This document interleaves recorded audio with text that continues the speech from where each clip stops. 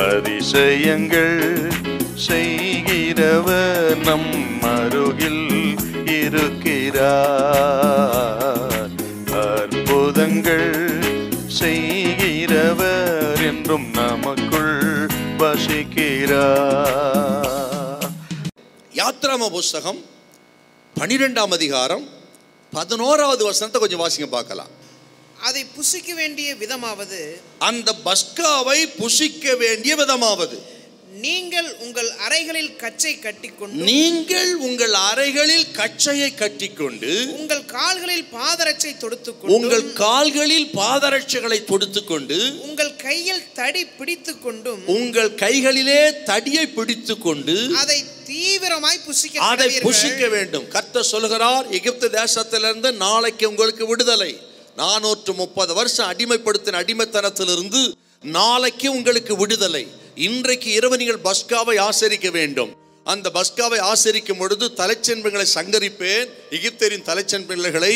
ஆக இரத்தத்தை காணாத, இரத்தத்தை பூசாத வீடுகளுக்குள்ளே சங்காரத்துடன் நுழைந்து ஆக தலைச்சென்பல் சங்கரிக்கப்படுவான்.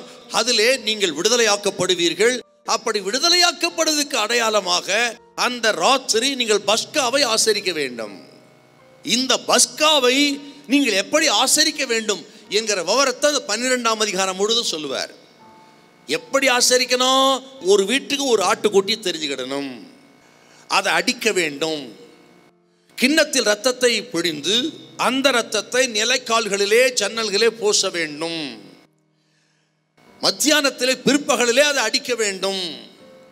சாயங்காலத்தில் புசிக்க வேண்டும். ராத்திரி 1 மணிக்குள்ள நடுநிசிக்குள்ள புசிக்க வேண்டும்.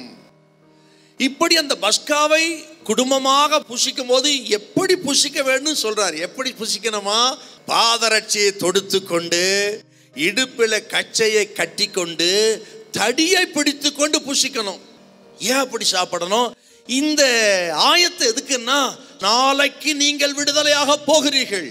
நீங்கள் பிரயாணப்பட்டு போக தூரம் வெகு தூரமா இருக்குது. கானான் தேசத்துக்கு போகணும்.